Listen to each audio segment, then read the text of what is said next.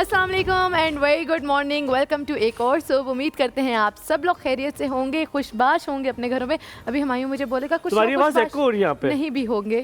तुम्हें आवाज आ रही है? तुम्हारी आवाज एको हो रही है, लग रहा है तुम किसी पहाड़ पे बोल रही हो। कोई बात नहीं, नहीं चले खैर। मैं बता रही थी कि आप बोलेंगे कि अगर आप खुशबाश नहीं भी होंगे तो उनको भी आप वेलकम कर देते हैं। जो कुछ लोग नहीं भी होते तो हम बोलेंगे कि यकीनन एक नया दिन किसी नेमत से कम नहीं होता, और अगर अल्लाह ने आपको एक नए दिन की नेमत से नवाजा है, क्योंकि हर नया दिन एक उम्मीद की किरण लेकर आता है, आपको हौसला देता है, तो यकीनन आप जिन मसलों और परेशानियों की वजह से परेशान हैं तो वो भी आपकी हल हो जाएंगी, क्योंकि अल्लाह ने आपको इस एक नए दिन की नेमत से नवाजा है। तो this is the reason I tell के आप लोग खुशबाश होंगे इंशाल्लाह। मेरा नाम है वस नईम और मेरा साथ दे रहे हैं हुमायूं ज़ेब अब्बासी। और आपने वो देखा है PTV Pakistan television is my parent channel, जहाँ से मैंने शुरुआत की। वहाँ पे जब मॉर्निंग शो हुआ करते थे शुरू में, तो इस तरह की तमहीद बांधी जाती थी कि उम्मीद की किरणें जो है आपके चेहरे में पड़ेंगी और आप but that's nice, I like it. I am just saying, मैं तुम्हें तंग करने के लिए तुम्हें कोई मौका नहीं छोड़ूंगा। हाँ कोई बात नहीं, अब मुझे आदत हो गई है। अच्छा बस मैं तुम्हें बड़े मजे की बात बताऊँ। मैं एक जगह पे पढ़ रहा था, कहते हैं कि एक बहुत अमीर शख्स था, बहुत अमीर शख्स था जिसके पास बहुत पैसा था, बहुत बेतहाशा, मतलब फखर का ऑपोजिट कर लो, ठीक है। जैसे फखर के पास कुछ भी नहीं है जिंदगी में, लेकिन उस बंदे के पास बहुत कुछ था, बहुत अमीर था। फिर आगे क्या हुआ? एक दूसरा बंदा था, वो गरीब था। क्या बात, मैं कहता हूँ तुम तो बड़ी इंटेलिजेंट हो। वो यही होता है ना, एक अमीर होगा फिर दूसरा गरीब। इतना गरीब था, चलो फखर तो ज्यादा गरीब है पर फखर से थोड़ा सा कम गरीब, ठीक है। इतना गरीब था कि उसके पास खाने के लिए कुछ नहीं था, सिर्फ एक कपड़ा था ऊपर ओढ़ने के लिए, ठीक है, मतलब कपड़े भी नहीं थे, ठीक है बेचारा। तो वहां से एक शख्स गुजरा, तो उससे बल्कि वो शख्स ही मेरे ख्याल में, अगर मैं गलत नहीं हूँ तो हजरत मूसा अलैहिस्सलाम गुजरे, अच्छा ठीक है। तो उन्होंने कहा आपका अल्लाह ताला से राब्ता है, तो आप अल्लाह ताला, जो अमीर शख्स है उसने कहा कि आपका अल्लाह ताला से राब्ता है, तो आप एक काम करें कि आप जो है वो जाएं और अल्लाह से कहे कि मुझे देना बंद कर दे। ठीक है। अमीर शख्स ने कहा कि मेरे पास बहुत है तो मुझे देना बंद कर दे। ठीक है। हज़रत मूसा ने कहा ठीक है, ठीक है, देना बंद कर देता हूँ। फिर गरीब शख्स आया, और गरीब शख्स आया कहता है कि अल्लाह ताला से कहे कि कुछ तो दे यार, कुछ तो दे मुझे, मेरे पास तो कुछ भी नहीं है, कुछ तो दे। हज़रत मूसा ने कहा ठीक है। ये अल्लाह को दो पैगाम पहुंचाने अल्लाह ताला के पास जब गए तो उन्होंने कहा कि या अल्लाह, एक अमीर शख्स है तेरा और वो कह रहा है कि मुझे तूने बहुत दे दिया है तो मुझे देना बंद कर दे। ठीक है, अगला क्या सवाल? उन्होंने कहा, गरीब शख्स ने कहा कि अल्लाह ताला कुछ तो दे मुझे, कोई चीज तो मुझे दे कि मैं कुछ खा सकूं। उन्होंने कहा जो अमीर शख्स है उसे कह दो कि शुक्र करना बंद कर दे, हाँ, चीजों का शुक्र अदा करना बंद कर दे, और गरीब शख्स से कहो कि जो तेरे पास है उसका शुक्र अदा करे। ठीक है। अब क्या हुआ? हज़रत मूसा वापस गए, उन्होंने कहा कि अमीर शख्स से कहा कि अल्लाह ताला ने पैगाम भेजा है कि तुम शुक्र अदा करना चीजों का बंद कर दो तो मैं तुम्हें देना बंद कर दूंगा। तो अमीर शख्स ने कहा ऐसे तो नहीं हो सकता, मुझे उसने एक एक जितनी चीजें दी हैं, मतलब मैं जिस चीज का शुक्र मैं जितना अदा करूं कम है, ठीक है। उन्होंने कहा ठीक है, फिर नहीं तुम मानते तो वो गरीब शख्स के पास चले गए। गरीब शख्स के पास गए, उसने कहा कि यार अल्लाह ताला ने तुम्हें कहा है कि तुम जो है शुक्र अदा करना शुरू कर दो, मैं तुम्हें दे दूंगा। हाँ। वो कहते हैं कि मैं किसका है क्या, जो किस चीज का शुक्र अदा करूं? ये कपड़ा जो ऊपर रखा हुआ है इसका शुक्र अदा करूं? ये बात उसने कहनी थी और वो कपड़ा उड़ गया, वो कपड़ा उड़ गया। सो दिस इज हाउ शुक्र, ग्रैटिट्यूड का कितना बड़ा अमल दखल है। हम अक्सर जब गाड़ी में बैठे होते हैं, मैं अक्सर ही करता हूँ, हाँ, कि मैं साथ बाइक वाले को देखता हूँ और मुझे लिटरली इतना बुरा फील होता है, और अगर मैंने गाना ऊंचा लगाया तो यकीन मानो कि मैं गाना जो है वो हल्का कर देता हूँ कि कहीं उसको ये फील ना हो कि यार वाह यार माशाल्लाह कितनी प्यारी गाड़ी। बिल्कुल आपने सही बात की है, और शुक्र तो आप जितना मर्जी करें उतना अल्लाह का कम है। ये जो हम सांस ले रहे हैं, इतनी छोटी छोटी, और सबसे बड़ी चीज़ आपको शुक्र की तब समझ आती है जब आप इतने से बीमार होते हैं, आपको समझ आती है सेहत कितनी बड़ी नेमत है जो अल्लाह पाक ने दी हुई है, और उसको हम कभी खातिर में नहीं लेकर आ रहे होते। हमारे दिमाग में सिर्फ ये होता है पैसा नहीं है, फाइनेंशियल स्टेटस अभी ठीक नहीं है, पैसा है कम है, पैसा है कम है ज़्यादा, और लेकिन आप बिल्कुल छोटी छोटी चीज़ का भी शुक्र अदा करने शुरू हो जाएंगे, अल्लाह पाक उस चीज़ में बरकत डाल देते हैं, आप लोगों के लिए बेहतर हो जाता है। आप उसकी मुलाकात कराते हैं, प्यारी सी डैशिंग सी द वन एंड ब्यूटीफुल हमारी सबकी प्यारी ज़ैनू। अस्सलाम वालेकुम। Good morning. तारीफ कर दी, प्रॉपर एक ही देखो। लाइन में मेरी, सिर्फ देखो, मेरी। तुम्हारी जैनब क्या हाल है? अस्सलाम वालेकुम, गुड मॉर्निंग। वालेकुम आज सलाम, मुझे कैसी वाइब हो? आ गई थी कि आप जैनब का ही नाम लेंगे। मैंने कहा बहुत ज्यादा हो गया, आपने हर दफा किसी और का नाम नहीं नहीं, ये तो ये डॉजिंग होती है कभी कभी हाँ, लेकिन अभी 2 दिन मेरा नाम लेंगे, फिर 2 दिन बाद फिर मुझे इस पे आदत डाल के फिर किसी और का नाम लेंगे, कोई बात नहीं। तो गेम समझ गई हो तुम मेरी। मैं समझ हमें गई। भी कुछ ऐसा करना चाहिए जैनब, टीम अप करके हमायूं के हाँ साथ कुछ करते हैं, कुछ लेकिन करते हैं, नहीं, मैं let's आपको plan बताऊं हम about it। कामयाब नहीं अच्छा। होंगे। नहीं मैं ही बता दूं, मैं अभी बता अच्छा। रही हूँ, हम कामयाब नहीं हो सकते। हम कामयाब, वो उन्हें पहले ही पता लग वैसे जाएगा। बात तो सही है। अब कुछ नहीं तुम रुक जाओ, तुम टीम अप करना चाह रही हो। इसको लड़की को पता नहीं है कि मैं कौन हूँ। अच्छा जैनब, एक तो शुक्र की हम बात कर रहे थे, अब सर्दियों के जो कपड़े निकाले या तो वो खुले या तो वो तंग है। तुम्हें क्या हो रहा है? मेरे तंग हो गए। इनको तो खुले हो गए फॉर श्योर। मुझे खुले हो गए, तुम्हें कपड़े खुले हो गए। मुझे वैसे वैसी है, वैसे ही कोई चेंज नहीं हुई। अच्छा बात मुझे बड़े तंग हो गए और मैं सोच रहा हूँ कि ये कपड़ों का क्या करूँ, ये तो बहुत ज्यादा है मेरे पास और मेरे कपड़े जो है बहुत डोनेट ज्यादा कर तंग दें, हो गए। आप डोनेट कर दें। अच्छा मेरे घर में ये रूल है कि अगर मैंने एक जोड़ा खरीदा है तो घर से एक जोड़ा पहले ही सिलेक्ट होगा कि वो कौन सा निकल आएंगे, चाहे वो जूतों का चाहे कपड़ों का। फिर कोई घर में कोई चीज आएगी, वरना उससे पहले जैनब, कोई इजाजत भूल नहीं की है। चीज तो मुझे दे देना। ठीक है। अच्छा जिस तरह से जैनब ने बात बताई है कि जब कोई चीज़ खरीदी उन्होंने और पहली चीज़ उन्होंने निकालने के हाँ, लिए वो रख दी। पहले ही decided इसका होता तो मैं आपके साथ वाकया शेयर करूं। असवद ने मुझे बोला कि यार मैंने कपड़े लेने हैं। मैंने ठीक है। कहा कपड़े तुम्हारे तभी होगी शॉपिंग जब तुम अपने सारे कपड़े निकालोगे जो तुम नहीं पहनते। और हमने ना पैसे इधर उधर लगा दिए थे। There was no chance. की हाइट मेरी जितनी है तो मुझे दे देना। हाँ आपको दे दूंगी। आपको तो आ भी जाएंगे, आप स्लिम हाँ, हो आ उससे। भी वो तो जाएंगे। इतना खैर बल्कि हो गया भाई, खैर इतना भी नहीं बस खैर। मैंने उससे बोला कि तुम निकाल दो कपड़े, उसने निकाल दिए कपड़े। हमने अगले दिन ही दे दिए किसी को। With in next day out of nowhere मेरे पास एक ट्रेनिंग आई और फिर हमने कहा चलो शॉपिंग करने चलते हैं। मतलब अल्लाह वाह, पाक ये आपको चीज़ इस होती है। तरह से फौरन देते ऐसे ही हैं होता है। कि आप पुरानी डबल चीज़ जो आपके मिलती हैं घर में चीज़ें। पुरानी चीज़ें, जैसे हमारे पास वो भी आती हैं, शबाना भी आती है, वो कहती है नेगेटिव एनर्जीज होती हैं, जो चीज़ आप इस्तेमाल नहीं करते उनकी आपकी मुझे घर में कसम से लगा कह रही शबाना जी आती है वो पुरानी है, उनको भी तब्दील कर दे किसी नई चीज के साथ। मुझे लगा तुम ये कहने वाली नहीं हो। ऐसा नहीं मेरे को। अच्छा वैसे अम्मा पुरानी हाउ होगी, मच डू change यू कर दो। बिलीव इन शुक्र? तुम्हारा कितना ईमान है शुक्र पे? मतलब मैं हजरत वासिफ अली वासिफ कहते हैं, बड़ी प्यारी बात करते हैं। वो कहते हैं किसी भी चीज़ का शुक्र अदा आप ऐसे कर सकते हैं कि जो चीज़ आपके पास है जिसे दूसरे के पास वो चीज़ नहीं है, आप उसकी खिदमत में, यानी कि जो पैसा है हाँ। किसी के पास नहीं है, आप उसको पैसा देकर बिल्कुल। उसका शुक्र अदा करेंगे अल्लाह का। ठीक है, आपके आज़ा हैं, सलामत है, आपको वॉलंटरीली वर्क करके उसका शुक्र अदा करेंगे, तो ये एक बड़ी प्यारी चीज़ वो कहते हैं। How do you think about शुक्र? आप बिल्कुल सही कह रहे हैं, मैं इस बात पे एग्री करूंगी। दूसरा ये कि जैसे मैं खाना बनाती हूँ, मैं अपनी ही उससे लेके बात करूंगी। अगर मुझे कोई ये बात बोलता है ना कि एक चमचा खिला दो या कोई चीज़ टेस्ट करवा दो, तो मैं उसको ज़रूर देती हूँ और इस चीज़ का शुक्र अदा करती हूँ कि अल्लाह ने मुझे ज़रिया बनाया, कि मेरा हाथ देने वाला बना और मैंने उसका जो रिस्क किया, जो दाना उसके लिए मेरी तरफ से जा रहा है, जो अल्लाह ने बनाया, मैं इस चीज़ पे इतना शुक्र अदा करती हूँ कि अगर मुझसे कोई चीज़ मांगता है कि हम तुम्हारे हाथ की ये चीज़ खानी है या, तो मैं उसको बना, मैं ये सोचे बगैर कि वो कौन है, क्या लेवल है, क्या नहीं, मैं बना के वो देती हूँ। तो इस चीज़ में मैं शुक्र बहुत अदा करती हूँ। चलो दैट्स वेरी नाइस। आज क्या शुक्र अदा करके बना रही हो? आज हम चिकन शिनवारी बना रहे हैं। क्या हम चिकन बात से and what is that? Shinwari? Shinwari कढ़ाई जो शिनवारी? होती है। ओ जो शिनवारी कढ़ाई। हाँ, लेकिन हम हाँ, चिकन होती में, है। हाँ चिकन शिनवारी की होती है। बिल्कुल। वाह भाई वाह, आजकल तुम अमीर हो रही हो, बड़ी सख्त अमीर हो रही हो, बहुत शुक्रिया। हम यहाँ पे लेंगे छोटा सा ब्रेक के बाद आपकी मुलाकात करवाएंगे आज के मेहमान से। आप देखते रहिए एक और सुबह, आपका दिन अच्छा गुजरे। हुमायूं, वास और जैनब थोड़ी देर में हाजिर होते हैं।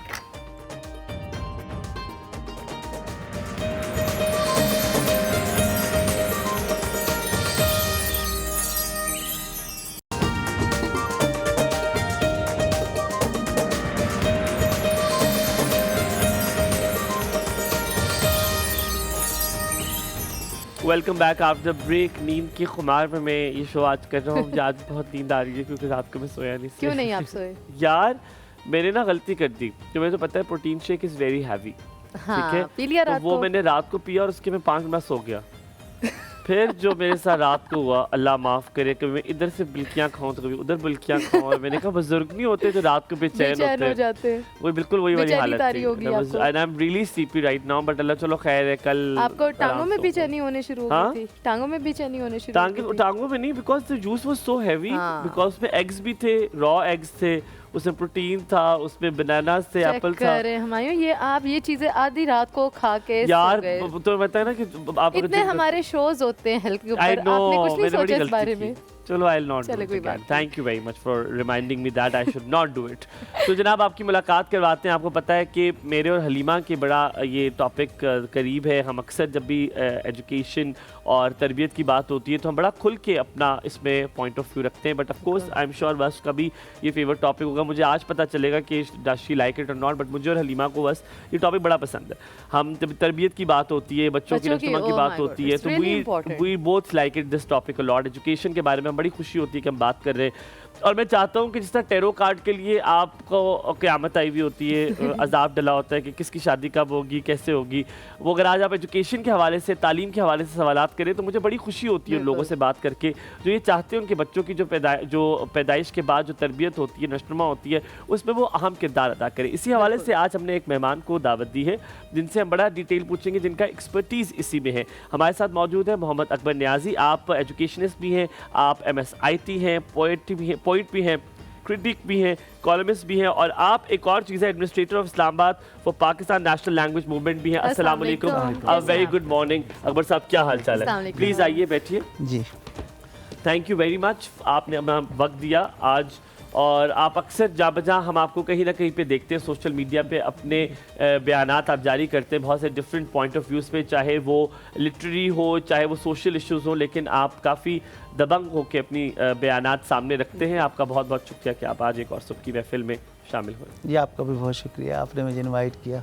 अकबर साहब, सबसे पहले हम थोड़ा आइस ब्रेकिंग वाला सवाल पूछेंगे, एक आम सा सवाल करते हैं। जैसे हम शुक्र की बात कर रहे थे, हमारे पास बहुत कुछ होता भी है और हम शुक्र अदा नहीं करते। हमारे पास क्लासिकल कंडीशनिंग इस तरह हुई है कि हमने रोना है। ख़ास तौर पे ख़वातीन को देखें कि चाहे बेहतरीन से बेहतरीन घर में शादी हो जाए, हाँ। वो कहेंगे मेरा बस गुजारा जिस तरह हो रहा है ना वो अल्लाह ही जानता है, ठीक है। सो हमें शुक्र वाली क्यों आदत नहीं है? ये क्या इनकलकेट होनी चाहिए बचपन से? आप बच्चे को कहें कि जो आपके पास है वो काफ़ी है। हाँ। जी असल में हमारा मसला ये है कि हम इक्तफ़ा नहीं करते, सब्र का कलमा जो है वो अदा करने के आदी नहीं है। असल में हमारे पास चीज़ें होती हैं और हम अपने भरपूर तरीके से अपने मामलात को चला रहे होते हैं, लेकिन ये हम दूसरों को पोज़ कर रहे होते हैं कि हमारे पास कुछ नहीं है। और ये एक तरह से मुनाफिकाना रवैया मैं इसको कहूँगा कि शायद हमें कुछ देना ना पड़ जाए या हमारे से कोई डिमांड ना कर ले, तो मेरे ख्याल में ये एक उस तरह का मामला मुझे लगता है। हमें अक्सर लगता है शाह खानदान वालों के सामने ना कहते कि अल्लाह का शुक्र है ये ना हो कि अगली बार आए और पैसे में, और ये बात ऐसे एक्चुअली वो डरते भी ठीक है जी। हमारे यहाँ ये है कि हम जब देखते किसी के पास ज्यादा है तो इसका मतलब है उसका फर्ज बनता है कि वो हमें दे जी, ठीक है, उधार भी दे, वो हमें चीजें भी दे। फिर वो ये जो पूरा कॉन्सेप्ट है ना बड़ा वो मैनिपुलेटेड हो जाता है सारा इंटायरली। बट बस मैंने ये देखा है कि जिसने शुक्र अदा किया अल्लाह ने उसे बेतहाशा नवाजा, अल्लाह ने उसे बहुत बेशक ऐसे ही है, इसी तरह से है। लेकिन खानदानों में वाकई में ये वाली बात होती है कि हम अक्सर नहीं बताते। इवन कोई बात कर रहा होता है ना कि हमारे घर में ये जो इशू है, तो दूसरा बंदा और बढ़ चढ़ के बताया मेरे घर में तो ये इशूज है। आपको मेरा क्या हाल पता है? मेरे तो बड़े हालात खराब है। मैं आपको बताऊं कि असल में हम दूसरों को बीट करना चाहते हैं किसी न किसी तरीके से, नीचे दिखाने की एक सोच भी है कि अब हम अचानक एक चीज़ को जो है ना वो सामने लाएंगे। अब जैसे शादियों की बात हो रही है, आप इसमें देखेंगे बहुत सारे लोग हैं जो ये नहीं बताएंगे कि हमने क्या शॉपिंग की है या हम शादी में क्या दे रहे हैं, और एकदम से हम वो उसको पॉप अप करेंगे, चीज़ों को दूसरों के सामने लाएंगे, नज़र ना लग जाए या किसी कोई हसद ना कर रहा हो या कोई इस तरह का मामलात, या फिर एकदम से लोगों की आंखें खुली रह जाएं, उसको उनको हाँ, ताकि दंग रह जाए, वर्ता हैरत में डाल दें, एस्टोनिश जिसको हम कहते हैं। तो वो जो है मामलात भी होते हैं, और इस तरह की जो हमारे ये बेसिकली हमारे समाजी रवैये बन चुके हैं जिन पर हमें काम करने की भी ज़रूरत है। साहब आप तो बड़े दुखी हैं, मुझे लगता है आपके घर में ऐसे हो रहा है। ये हमारे बिल्कुल न्याजी के घरों में भी है, वही होता है जो अब्बासियों घरों में होता है, हमारे में भी यही होता है, बिल्कुल नहीं बताते। अच्छा मैं आपको बताऊं कि जो न्याजी ट्राइब है वो बड़ा सिंपल और बड़ा साफ सा होता है। इस वजह से नहीं कि मैं न्याजी ट्राइब से ताल्लुक़ रखता हूँ तो मैं ये बात कह रहा हूँ। असल में बात यह है हमारे पास भी है एक न्याजी। ये जो देही इलाके हैं हमारे ज़्यादातर, उनमें ये चीज़ें बहुत कम हैं, ठीक है। वहाँ पे भी है, शुरू हो चुका है ये मामले, लेकिन मैं समझता हूँ कि शहरों में जहाँ पे आर्टिफिशियल लाइफ ज़्यादा हो रही है, मसनूईपन, लहजों का मसनूईपन, रवैयों का, आपकी तर्ज ज़िंदगी का, आप एक आर्टिफिशियल लाइफ जी रहे होते हैं। जब बच्चा पैदा होता है तो हमें सिर्फ ये फिक्र होती है इसका रंग गोरा है कि नहीं, इसकी शक्ल बाप पे है या माँ पे है, अच्छा इसको किस स्कूल में डालना है, बाद में बढ़ता जाता है, अच्छा नानी किसके साथ ताल्लुक इसका ज़्यादा बनाना है, नानी के साथ जुड़ा रखना है, दादी से दूर रखना है, ताई चाची के पास जाने नहीं देना, उसके बच्चे बड़े बदतमीज़ हैं। हम तरबियत के बारे में सोचते ही नहीं कि इसकी तरबियत कैसे करनी है। क्या ये कॉन्सेप्ट हमारे कल्चर में आते हुए बहुत अभी देरी है, अभी भी बहुत टाइम लगेगा? हम थोड़ा सा ब्रेक लेते हैं, ब्रेक के बाद वापस आएंगे, हवाले से बात करेंगे। अकबर न्यारी साहब हमारे साथ मौजूद है, कहीं मत जाएगा, साथ रहिएगा, आपका दिन अच्छा गुजरे।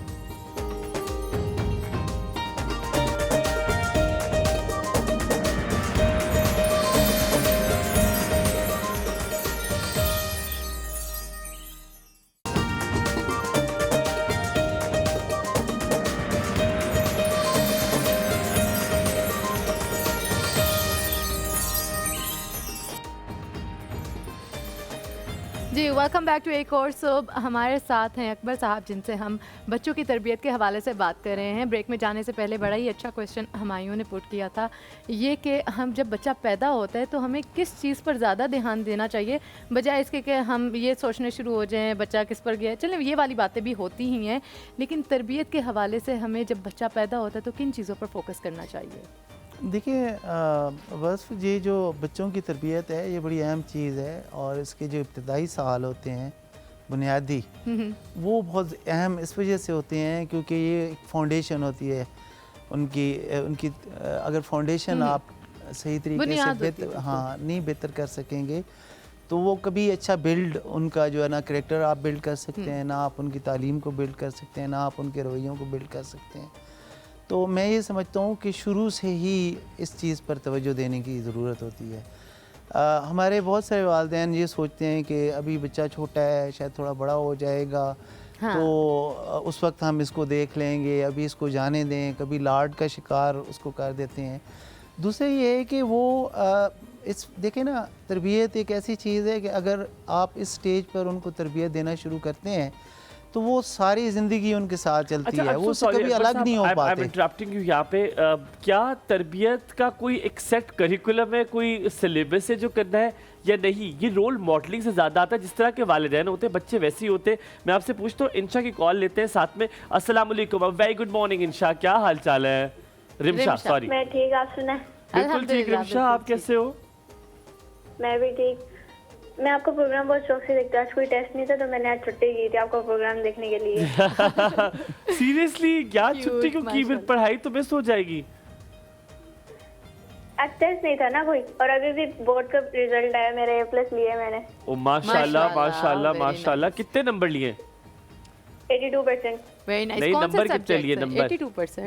नंबर अच्छा मैं बता देती हूँ कितने होंगे। 448 आउट ऑफ 525 में से। बहुत अच्छे भाई, बड़ी लाइक हो माशाल्लाह। फिर तो एक छुट्टी बनती है। बिल्कुल। रिमशा क्या कर रहे हो आप, क्या सब्जेक्ट्स हैं आपके? अभी तो अभी मैं मैट्रिक में हूँ, मैंने बायो ली है। तो मेरा सवाल ये है कि मैं आगे कौन सा सब्जेक्ट लूँ फर्स्ट सेकंड ईयर के लिए? डॉक्टर बनने का सोचा या बायोटेक्नोलॉजी या बायो साइंसेस, इस हवाले से बायोलॉजी लिए? क्योंकि लिए बायोलॉजी सोच समझ के लिए, माँ बाप ने कहा है। साइंस और आर्ट्स लेने में वो कंफ्यूजन हो रही है, कौन सा लूँ मैं? तो फिर अभी बायो क्यों ली है? अम्मी अब्बू ने कहा था नहीं, कंप्यूटर मुझे पसंद नहीं है तो मैंने बायो ले ली। अच्छा तो आर्ट्स भी तो थी, आर्ट्स भी ले सकती थी, आर्ट्स क्यों नहीं ली? माँ बाप ने कहा था नहीं आर्ट्स नहीं है ना स्कूल में। ओह स्कूल में बायो और कंप्यूटर है बस। अच्छा तो मैंने कुछ बायो स्कूल ली। होते हैं। अच्छा चलो ठीक है। चलो तो ठीक है। अभी एक रिमशा- सेकंड आपको अगला सॉरी मैं हाँ, sorry। आपका अगला सवाल जो है वो अकबर साहब पूछेंगे, कोई जवाब उन्होंने आपसे देना है। आप कुछ पूछना चाहिए, कुछ वो पूछना चाह रही है कि आगे वो बायो ही लें या आर्ट्स के में सब्जेक्ट जाए। लें। तो रिमशा आपको अभी अकबर साहब कोई सवाल आपसे पूछना चाहिए शायद। ये इस सवाल का जवाब दे रहे हैं जी मैंने? जी, अगर आपने उनसे कुछ पूछना है, कोई इंटरेस्ट नहीं देखिए, मैं तो ये पूछना चाह रहा हूँ कि उनका फील्ड ऑफ इंटरेस्ट जो है वो सबसे बिल्कुल। इम्पॉर्टेंट चीज़ है। अगर उन्हें बायोलॉजी में आसानी महसूस होती है तो आगे जाके उसमें यकीनन, क्योंकि मैंने अपने through out of education life जो मैंने ऑब्ज़र्व किया है या फिर मैंने कैरियर्स में आके भी जो देखा है कि अगर स्टूडेंट फील्ड ऑफ इंटरेस्ट में जाता है तो उसको बहुत आसानी होती है। लेकिन बाज़ दफ़ा ऐसा भी होता है कि वो जिसे फील्ड ऑफ इंटरेस्ट समझ रहे होते हैं वो उसका फील्ड ऑफ इंटरेस्ट साबित नहीं होता। अच्छा। यानी गलत इंतखाब भी आप कर बैठते हैं। अच्छा अकबर साहब, I'm sorry, पर ये पता कैसे चलेगा कि मेरा फील्ड ऑफ इंटरेस्ट है क्या? क्या इसकी कोई टेक्निक है? हम आपसे ब्रेक में लेते हैं, ब्रेक के बाद वापस आके आपसे पूछेंगे, क्योंकि ये बहुत सारे लोगों का सवाल होगा।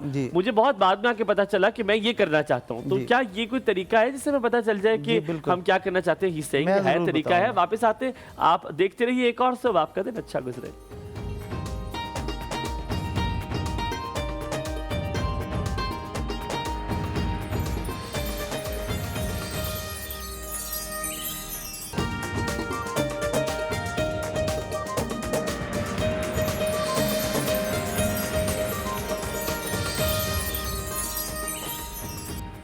खुश आमदीद कहेंगे एक बार फिर आपको एक और सुबह में, and a very energetic morning it is. Let's celebrate today as कि अल्लाह ताला ने कितनी चीज़ों से नवाजा है। मैंने अपनी नींद को भगाने के लिए इतना एनर्जेटिक से स्टार्ट आपको दोबारा दिया ताकि मैं भी जाग जाऊँ और आप भी जाग जाए, because let's make this day beautiful. Coming back to you, आपने का तरीका है कि आप ये गेस कर सकते हैं कि मेरे इस फील्ड में इंटरेस्ट है और मुझे इस फील्ड में जाना चाहिए, किस उम्र में ये कर सकते हैं जो आप टेक्निक बताने लगे, और कैसे कर सकते हैं? देखिए, आपको शुरू से ही पता होता है, अपने आप की जो शनाख्त करने की ज़रूरत होती है, अपने आप को पहचानने की ज़रूरत होती है। हर एक शख्सियत में मुख्तलिफ़ खूबियाँ होती हैं, एबिलिटीज़ होती हैं जिनको हम बर वक्त रिकगनाइज़ नहीं कर पाते। अब मेरे अंदर शुरू से एक चीज़ थी कि मैं लिटरेचर की तरफ, लिंग्विस्टिक्स की तरफ, इसकी तरफ ज़्यादा रुझान था मेरा, लेकिन इसके बावजूद मुझे वो प्लेटफार्म उस वक्त जो है मुहैया नहीं हो सका। इवन कि मेरा पहला जो कोई राइट अप था वो 4th क्लास में जब मैं पढ़ता था तो तब शाया हो गया। ठीक है, अच्छा, माशाल्लाह। हाँ जी, बिल्कुल उस वक्त शाया हुआ। लेकिन उस चीज़ को मेरे जो एल्डर्स थे वो नहीं अच्छा समझते थे, वो ये समझते थे कि मे बी ये एक रॉन्ग ट्रैक पे जा रहा है, लेकिन मुझे पता था कि मेरे अंदर ये चीज़ है। तो अपनी जो एबिलिटीज़ है उनको पहचानने की ज़रूरत होती है बर वक्त कि आप किन चीज़ों में, किन उलूम में अपने आप को कंफर्टेबल समझते हैं। वली अहमद है हमारे साथ कराची से। अस्सलाम वालेकुम। अस्सलाम वालेकुम। वली भाई, टेलीविजन की आवाज़ बंद कर दे, टीवी की आवाज़ बंद कर दो, बाद में दोपहर में देख लेना क्या बोला है तुमने। अस्सलाम वालेकुम। वालेकुम अस्सलाम। वली भाई, क्या हाल है आपके? ठीक, आप सुने? अल्हम्दुलिल्लाह बिल्कुल ठीक। आज स्कूल नहीं गए आप लोग? मेरा मम्मा शौक से आपका शो देखती है। बहुत शुक्रिया। आप नहीं देखते शौक से? जी, तो पेपर चल रहे थे स्कूल में तो आज गैप था, तो मैंने सोचा आज मैं भी देख लूं। क्या बात है, कैसा लगा? मामा सही चीज देख रही हैं? बहुत जबरदस्त शो है आपका, है ना? हाय क्यूटी। आप कौन सी क्लास में हो बेटा? ओए ओए बुजुर्ग, 8th क्लास में। माशाल्लाह, ये अच्छी तरबियत हुई हुई है। कह रहा है अल्लाह आपको और कामयाबियां दे। That was very sweet of him. क्या सब्जेक्ट्स रखोगे आगे जाके? बायो या बायो रखोगे, कंप्यूटर रखोगे या आर्ट्स रखोगे? मुझे लगता है इंजीनियर बनेगा बच्चा। वली, मुझे लगता है जितनी ये पीछे से कोई अब हमारे जुबान में से कहते हैं गोशे। यही सवाल है मेरा कि मैं बायो रखूं या कंप्यूटर रखूं। जी, अभी बहुत अर्ली स्टेज है, तो चूँकि ये 10th क्लास जब होगी तो वहाँ से इनको चॉइसेस मिलेंगी।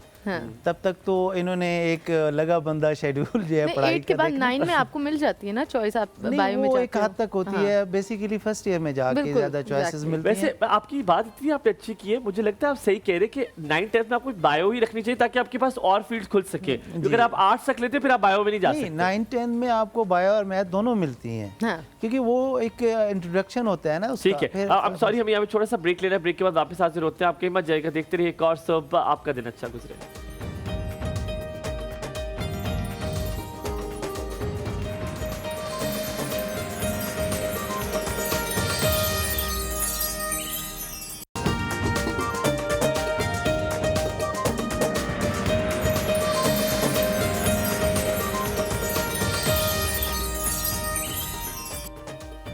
जी, वेलकम बैक टू एक और सब। हमारे साथ अकबर साहब और हम बच्चों की तालीम के और तरबियत के हवाले से बात कर रहे हैं।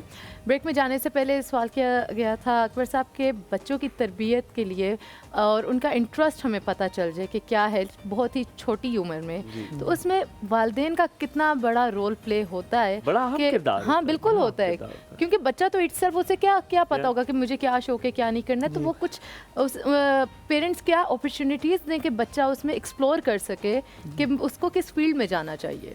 जी, असल में बस मसला ये है कि बच्चे जो है वो एक मोम की तरह होते हैं और एक माए की तरह होते हैं। एक ऐसा ज़रखेज़ मिट्टी उनको आप समझ लें जिसमें आप जो बीज बोएंगे तो वही कल को आपको वो फल देगा, या जिस तरह से शेप करना चाहेंगे। तो वालिदैन का बहुत अहम किरदार है, और हमारे यहाँ सबसे बड़ा तरबियत में मसला ही ये है कि बच्चे तो नेचुरली चीज़ों को सीख रहे होते हैं, अपने बड़ों को देखकर सीख रहे होते हैं, और रिफ्लेक्शन होता है हमारे बड़ों का बच्चों की तरबियत के अंदर।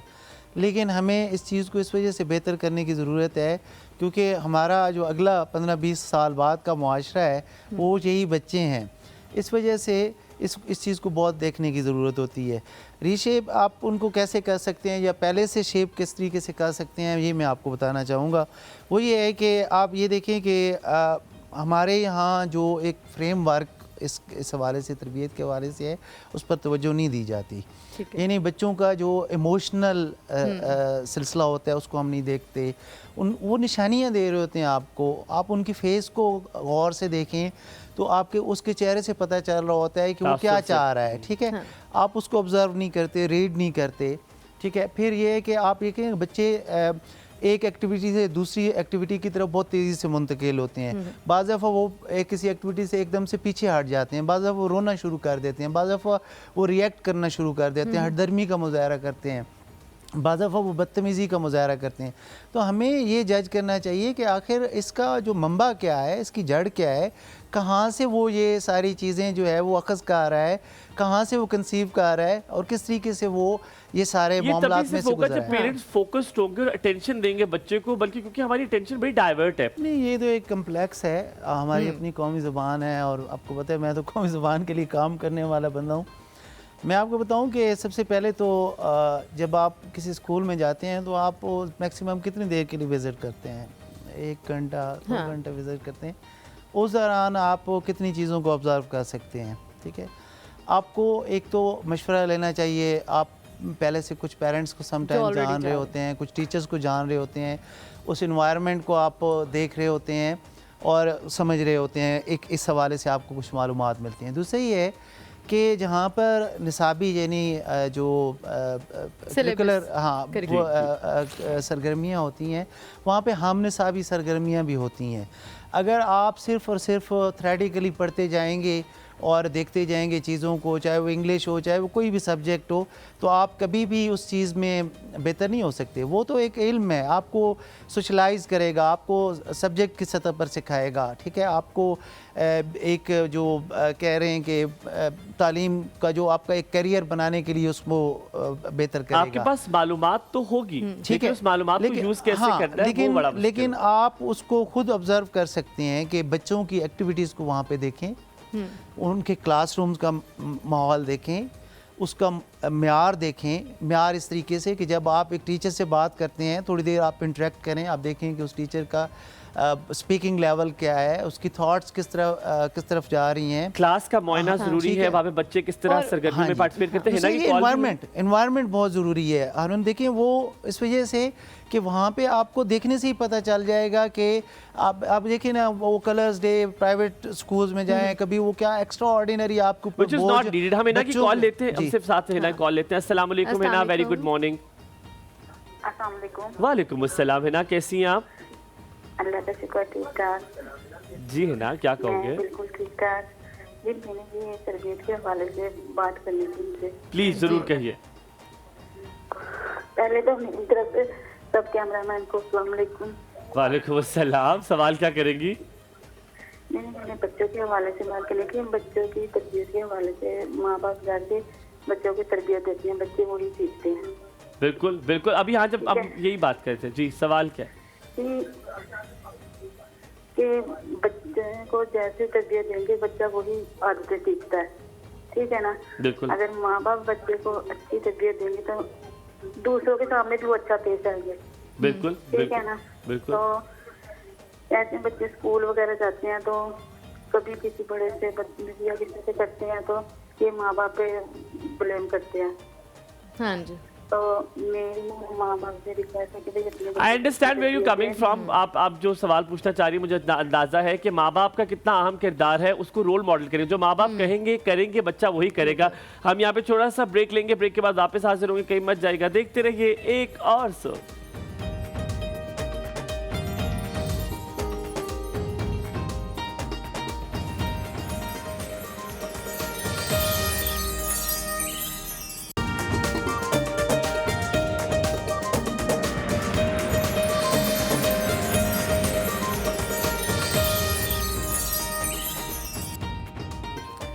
वेलकम बैक टू एक और सब। हमारे साथ है अकबर साहब और हम बच्चों की तरबियत के हवाले से बात कर रहे हैं। बत्ती नहीं जल रही कैमरे की। अच्छा, इसीलिए आपको समझ बत्ती नहीं नहीं जल आ रही रही। कैमरे की, हमें नहीं नजर आ रही। पर वैसे एक बात बताऊं आप लोग के लिए, एक्चुअली मुझे बड़ा अच्छा लगता है कि मुझसे आप अगर बाहर भी मिलते हैं। अब जल रही है, गुड, थैंक यू फखर। वो बंद फिर होगी बंद दोबारा होगी से, कोई बात नहीं, चलें। अच्छा, मैं आपको बताऊं कि एक बड़ी अच्छी बात है कि आज हमारी जो कॉलर है उसने सबसे पहले कहा एक सब कैमरामैन को सलाम, which was such a sweet gesture.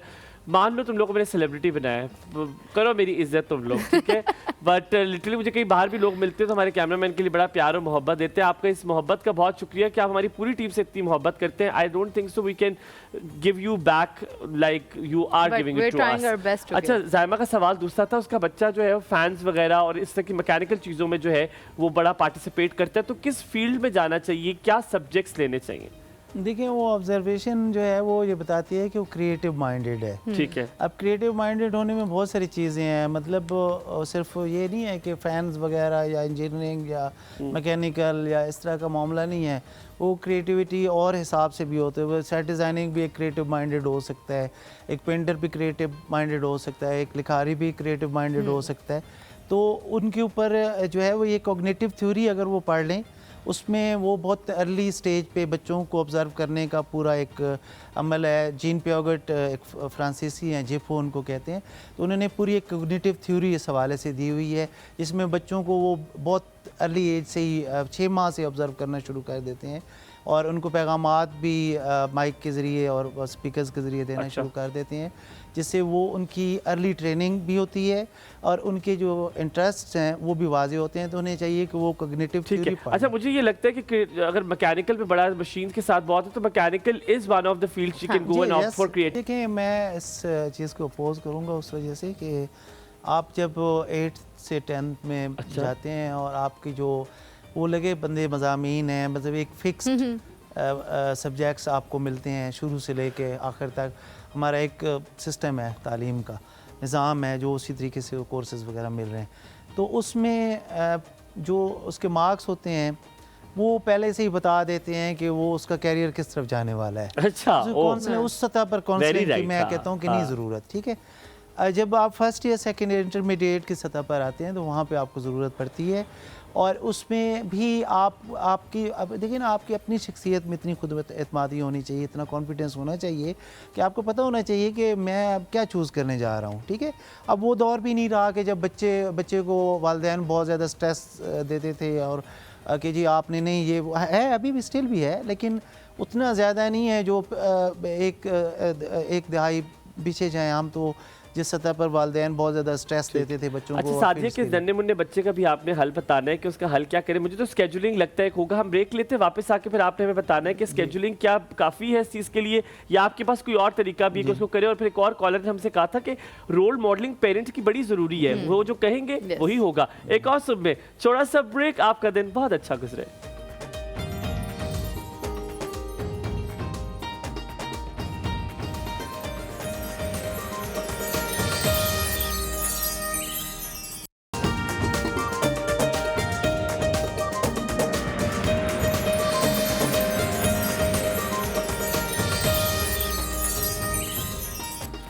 Welcome back after the break. मैं ऑनर से नीचे से ऊपर आया हूँ, यहाँ पे बड़ा नींद आ रही है मुझे, क्या मतलब है, नॉर्मल इंसान हूँ मैं, मुझे बड़ी सख्त नींद आ रही है। कितना फिट आया होगा ऊपर, मुझे दिखाना तुम लोग कैसे आए होंगे ऊपर।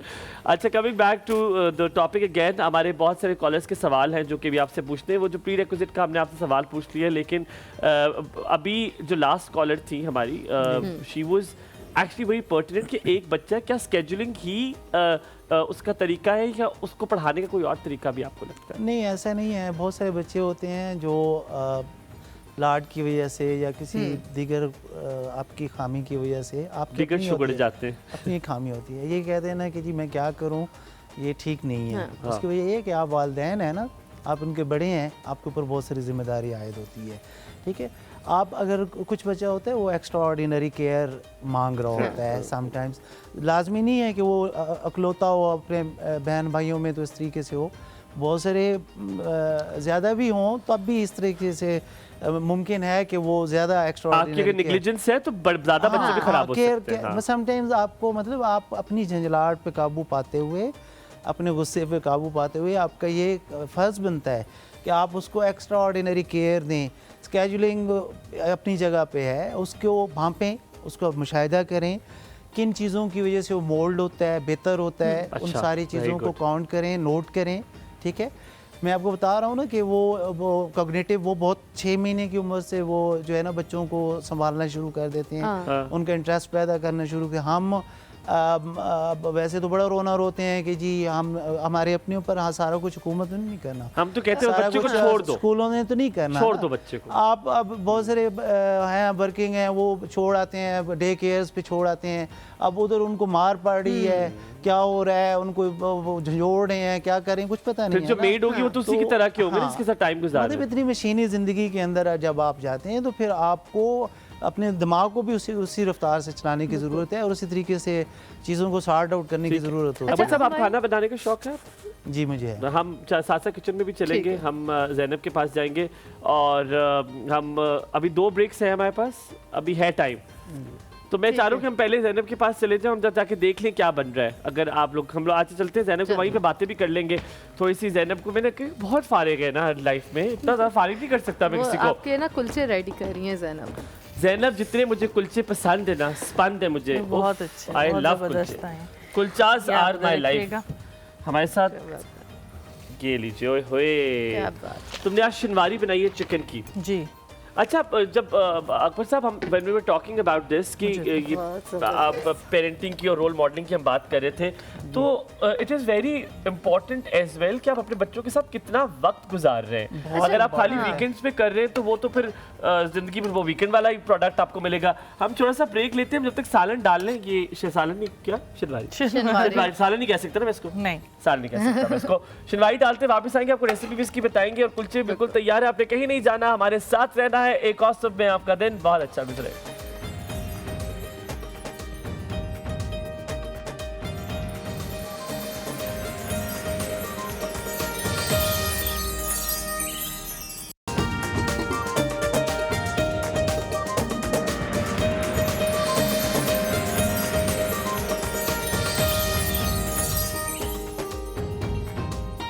वेलकम बैक टू एक और। सब हम किचन में आ चुके हैं और यहाँ पर मैं खड़ी हुई थी जहाँ पर इस वक्त हमायूं खड़े हुए हैं।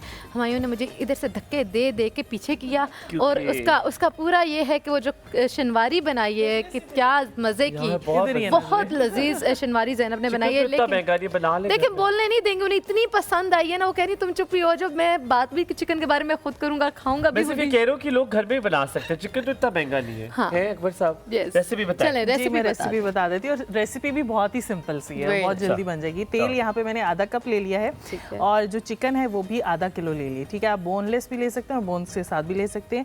लहसुन का पेस्ट 1 खाने का चम्मच इसमें मैंने डाला है, आप अदरक लहसुन पेस्ट भी यूज़ कर सकते हैं मलका का।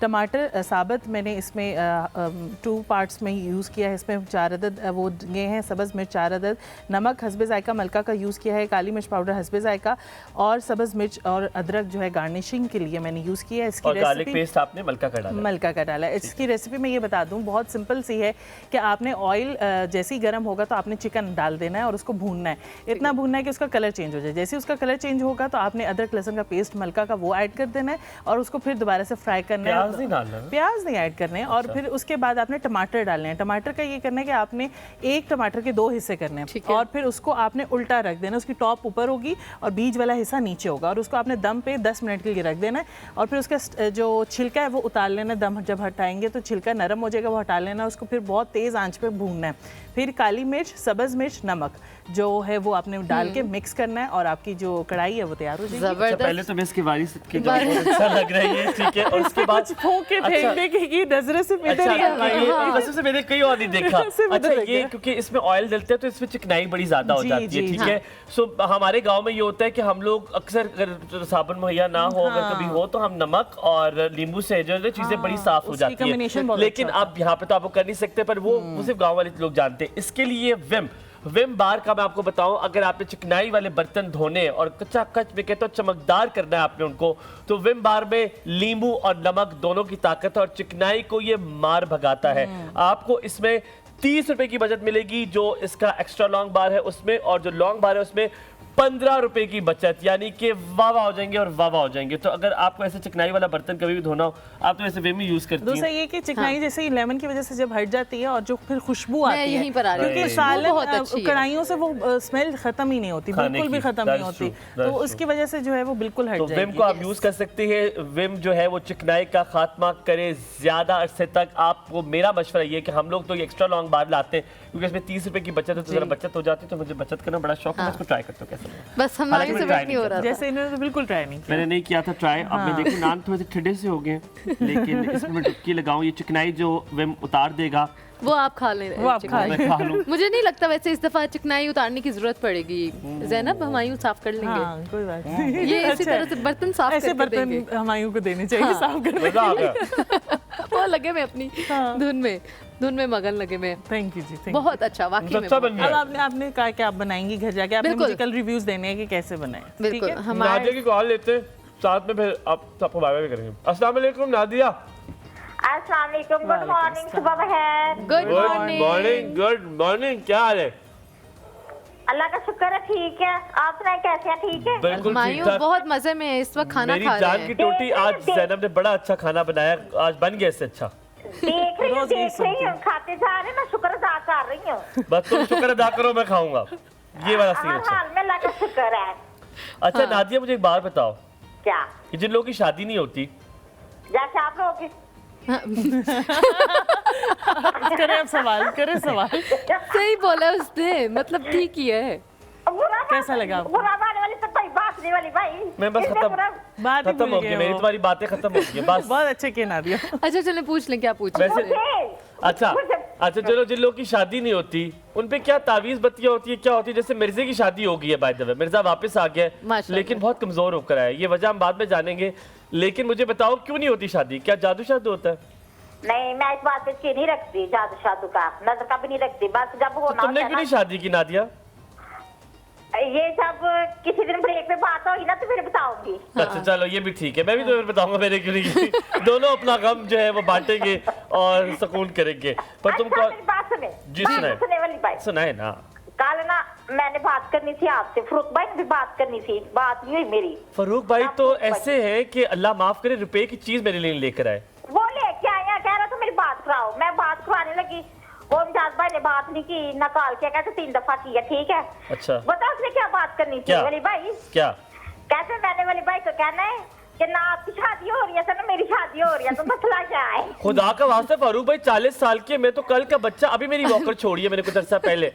वो अपने भाई की बात वो तो हाँ ना, फरूक भाई इतने बड़े उम्र में रिलेट कर लिए ना। वो आई थी ना, वो शबाना भी आई थी ना, वली भाई बात सुने। जी सुनाए। शबाना भी आई थी ना कल, तो उनसे पूछना था मैंने, 2-3 मसले थे जो बात नहीं हो सकी मेरी उनके साथ। चलो फिर इंशाल्लाह तो पूछवा लेंगे। उसका नाम रख दिया है मुस्कान आपी की छोटी बेटी का मैंने। क्या रखा है? वफा, जो आजकल कोई लोग नहीं करते। वफा मैं कहता हूँ जितनी तुम छुट्टी भी हो ना, हम यहाँ पे थोड़ा सा ब्रेक लेते हैं। नादिया बाबा शुक्रिया। क्या खत्म हो गए हम लोग? अच्छा, कॉलर्स का बहुत बहुत शुक्रिया जनाब, आज बड़ा उन्होंने साथ दिया। और आज सब कॉलर्स के लिए मुझे literally I am saying thank you, because मैंने आज आपसे कहा था कि आज आप तरबियत के हवाले से सवाल पूछेंगे, मेरे लिए वो literally people will be really important. But thank you very much हमारा साथ देने के लिए। मुझे बताएं कितना वक्त है हमारे पास, आर वी डन? ओह बस हमारे पास 30 सेकंड्स रह गए। अकबर साहब आपका बहुत बहुत शुक्रिया, बहुत मजा आया आपके साथ। आपने बताया कि आप भी खाना बड़ा अच्छा बना लेते हैं, जब आपकी हमारी भाभी जो है वो खफा होती है तो नहीं, मैं वैसे भी बना वैसे बना लेती है। आपका बहुत बहुत शुक्रिया बस, thank you so very much Zainab, what a delicious food, thank you. अल्लाह ताला तुम्हें यही देने वाला हाथ रखे तुम्हारा, हमारे सारे कैमरामैन के समेत, हमारी पूरी MCR टीम के समेत। हम आपको यहाँ पे चाहेंगे आपसे इजाजत, इंशाअल्लाह कल मुलाकात होगी। रब रखा आपका दिन बहुत अच्छा गुजरे।